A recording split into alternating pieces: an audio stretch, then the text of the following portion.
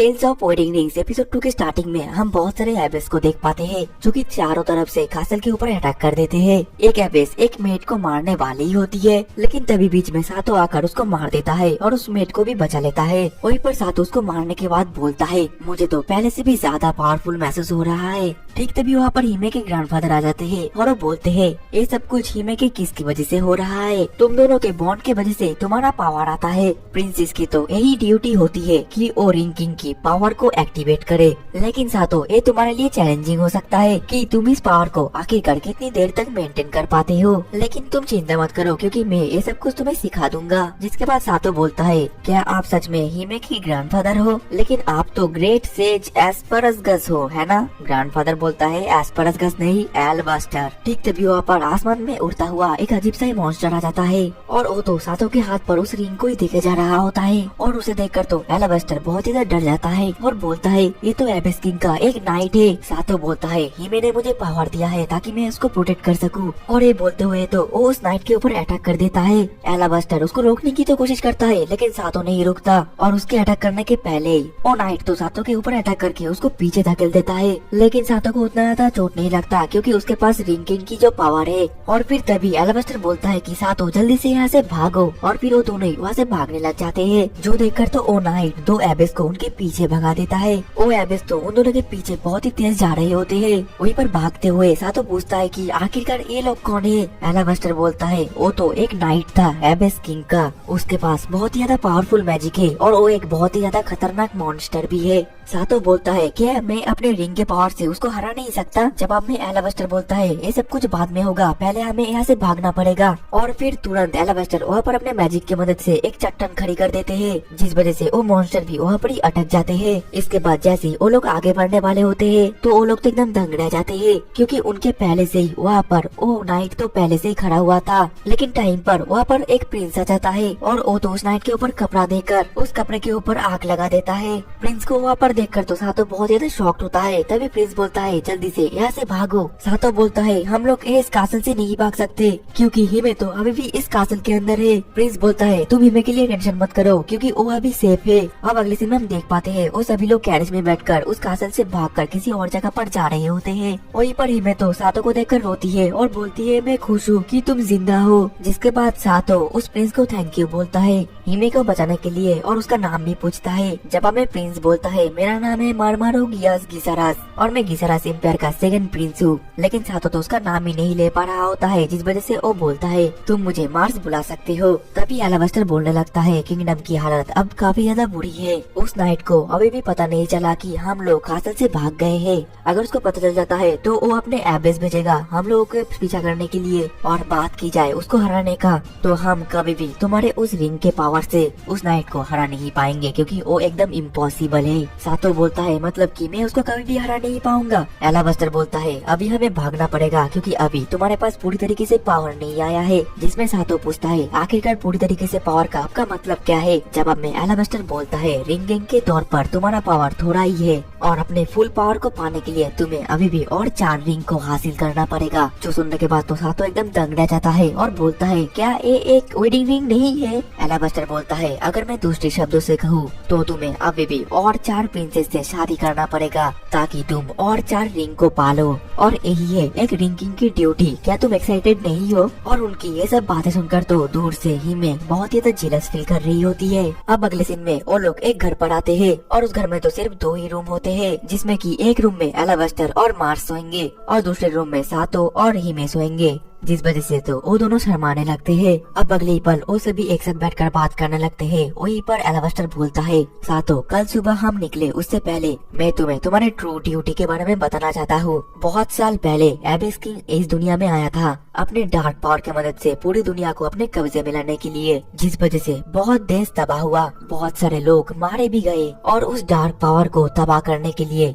Ring king ने 5 ring बनाए जिसमें कि 5 अलग अलग मैजिकल पावर्स थे, जैसे कि light, fire, water, wind and earth. और उस रिंग की मदद से रिंग किंग ने एबिस किंग को सील कर दिया था, जिसके बाद वो 5 रिंग 5 अलग अलग जगह पर 5 अलग अलग लड़कियों को दिया गया। और अभी के लिए तो वो एबिस किंग फिर से जाग गया है और वो अपने पावर को फिर से रिगेन भी कर रहा है। और एक असली रिंग किंग की ड्यूटी ये है कि वो 5 रिंग को 5 प्रिंसेस से वापस ले और फिर एबिस किंग को फिर से सील कर दे। देन अगले सीन में हम सातो और हिमे को देख पाते हैं जो कि बेड पर लेटकर सोने वाले होते हैं। और सातो सोने वाला ही होता है, लेकिन तभी उसके हाथ में बहुत ज्यादा दर्द होता है। हिमे बोलती है, आखिरकार तुमको हुआ क्या है, तुम अपने शर्ट को खोलो। सातो बोलता है, ये कुछ ज्यादा ही जल्दी नहीं है। और फिर हिमे जैसी सातो के बॉडी को देखती है तो वो तो एकदम शॉक हो जाती है, क्योंकि सातो के बॉडी में बहुत ही ज्यादा चोट लगा हुआ होता है। और इसके बाद तो हिमे रोने लगती है और बोलती है, ये सब कुछ मेरी गलती है, मैंने तुमको चूज किया जिस वजह से तुम्हें ये सब कुछ झेलना पड़ रहा है। और ये सब कुछ तो बोलते हुए और रूम से वहाँ से भाग जाती है।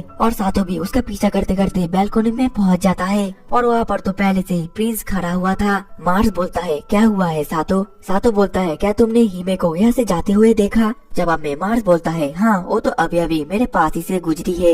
अच्छा मैं समझ गया, तुम दोनों वो सब कर रहे थे है ना? सातो बोलता है कि नहीं नहीं, तुम मुझे गलत समझ रहे हो, हम लोग वो सब नहीं कर रहे थे। मार्स बोलता है, बाय द वे मैं तुम्हें थैंक यू बोलना चाहता हूँ। अगर मैं ऑनेस्टी के साथ बोलूँ तो मैं काफी ज्यादा रिलीफ फील कर रहा हूँ। रिंग किंग के ड्यूटी से तुमने उसके लिए अपना दुनिया छोड़कर इस दुनिया में आए, वो तुम्हारे लिए काफी ज्यादा होगा है ना? मुझे माफ कर देना क्योंकि मैंने तुम्हारा कुछ ज्यादा ही समय ले लिया। तुम पीछे बैकयार्ड में देख सकते हो, वहाँ पर हिमे रह सकती है। जिसके बाद तो सातो प्रिंस को थैंक यू बोलकर वहाँ से जाने लग जाता है। और फिर वो जैसे ही भागते हुए वहाँ पर पहुँचता है तो वहाँ पर तो बैठी हुई हिमे रो रही होती है। जिसके बाद सातो हिमे को सीधा सीधा बोल देता है, हिमे मैं तुम्हें पसंद करता हूँ, एक दोस्त के तौर पर नहीं बल्कि मैं तुम्हें सच में पसंद करता हूँ। मैं यहाँ पर आया हूँ मेरे डिसीजन के वजह से, मैं रिंग किंग बना मेरे मर्जी के वजह से, इसलिए तुम अपने आप को दोष मत दो। जो सुनकर हिमे बोलती है, तो तुमने अपना माइंड बना ही लिया इस दुनिया के खुशी के लिए। मुझे एक कंप्लीट स्ट्रेंजर से शादी करना पड़ जाता,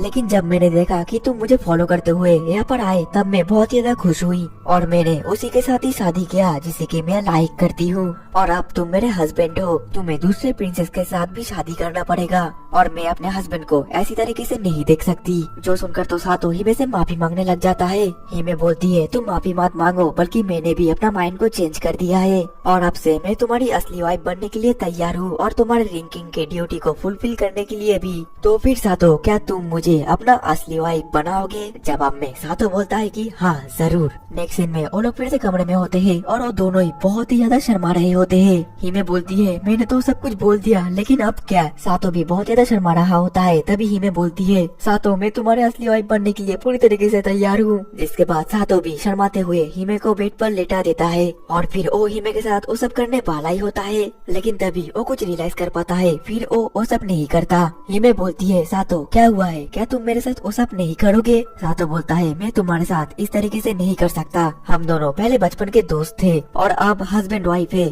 तो हम दोनों को ही थोड़ा सा समय लगेगा, हम दोनों को ही थोड़ा सा समय देना चाहिए। हिमे बोलती है, हाँ तुमने बिल्कुल सही कहा और फिर वो दोनों किस करते हैं। अब अगले दिन सुबह एलाबास्टर उन लोगों को बोलता है, क्या तुम दोनों पिछले रात अच्छी तरीके से सो पाए? हिमे बोलती है कि हाँ। एलाबास्टर बोलता है, क्या अच्छी तरीके से सोए? तुम दोनों ने तो पिछली रात कुछ भी नहीं किया, मेरा तो मूड ही खराब हो गया। जो सुनकर सातो बोलता है, क्या तुम हम दोनों के ऊपर नजर रख रहे थे?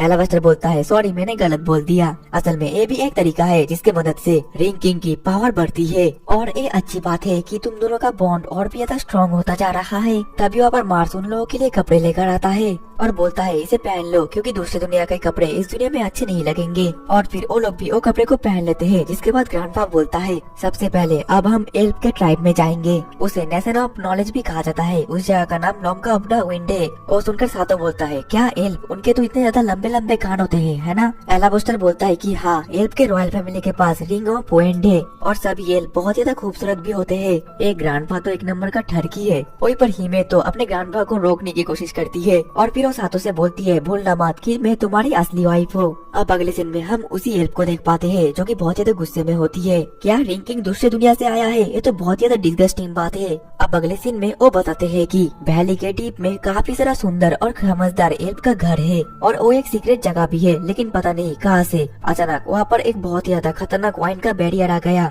ग्रैंडपा बताते हैं कि ये बैरियर बाकी अलग जातियों को अंदर आने से रोकता है। ये जगह पहले ऐसा नहीं था। जब मैं यहाँ पर काफी समय पहले आया था तब ये बैरियर नहीं था। तभी वहाँ पर एक बहुत ही खतरनाक भालू आ जाता है, जिसे देखकर सातो बोलता है क्या ये एबिस किंग का एक मॉन्स्टर तो नहीं है? एलावेस्टर बोलता है कि नहीं, ऐसी बात नहीं है, ये तो जंगल के रहने वाला एक भालू है। ये सुनकर सातो बोलता है ये तो नॉर्मल भालू है, मैं खामों का डर रहा था। लेकिन तभी वो भालू सातो के मुंह पर बहुत ही जोर से धारता है, जिस वजह से वो लोग तो उस भालू से भागने लग जाते हैं। वहीं पर एलावेस्टर बोलता है सातो क्या तुम बेवकूफ हो? इस फॉरेस्ट के मॉन्स्टर काफी ज्यादा खतरनाक होते हैं। अब अगली बार वो लोग बैरियर के पास जाते हैं और उन लोगों के पास और कोई रास्ता भी नहीं रहता और फिर भालू भी उनके ऊपर अटैक करने वाला ही होता है। लेकिन तभी उन लोगों को एक आवाज आता है जो कि उन लोगों को अपनी तरफ बुला रहा था और वो लोग भी वहाँ पर चले जाते हैं और उस हवा के बैरियर की वजह से वो भालू भी उड़कर दूर चला जाता है और वो आवाज तो किसी और की नहीं बल्कि एल्फ की थी। और वो पूछते हैं आखिरकार तुम इंसान यहाँ पर क्या कर रहे हो? तभी सातो उन लोगों से बोलता है मैं रिंकिंग हूँ और मैं तुम्हारे प्रिंसेस के लिए आया हूँ।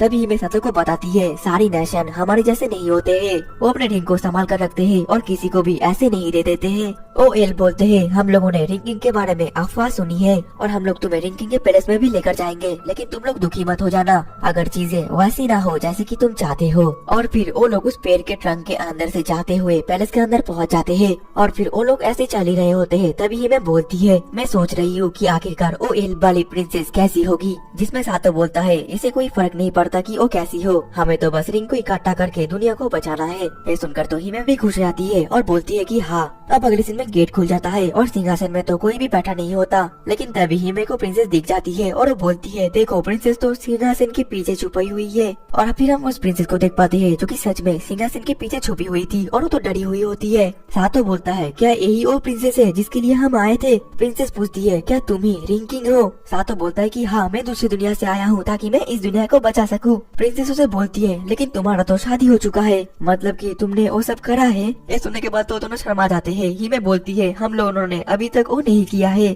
एल प्रिंसेस बोलती है मैं वो नहीं कह रही हूँ, मैं तो ये कह रही हूँ कि तुम दोनों ने एक दूसरे को किस भी किया है। ये सुनने के बाद तो दोनों थोड़ा रिलैक्स फील करते हैं। वहीं पर ही मैं चिल्लास फील कर रही होती है और एल प्रिंसेस से बोलती है मैंने सातो को रिंग ऑफ लाइट दे दिया है ताकि वो दुनिया को बचा सके और तुम भी सातो को किस करके अपना रिंग उसको दे दो। जिसमें वो एल प्रिंसेस बोलती है कि क्या मुझे अपने लिप्स को उसके लिप्स के साथ टच करना पड़ेगा? ये तो बहुत ही ज्यादा गंदा है। और ये बोलते हुए तो वो वहाँ से भाग जाती है और ये देखने के बाद तो सभी के सभी बहुत ज्यादा शॉक्ड होते हैं। वहीं पर सातो बोलता है आखिरकार यहाँ पर चल क्या रहा है। और इसी के साथ ही हमारा टेल्स ऑफ वेडिंग रिंग्स का एपिसोड 2 खत्म हो जाता है।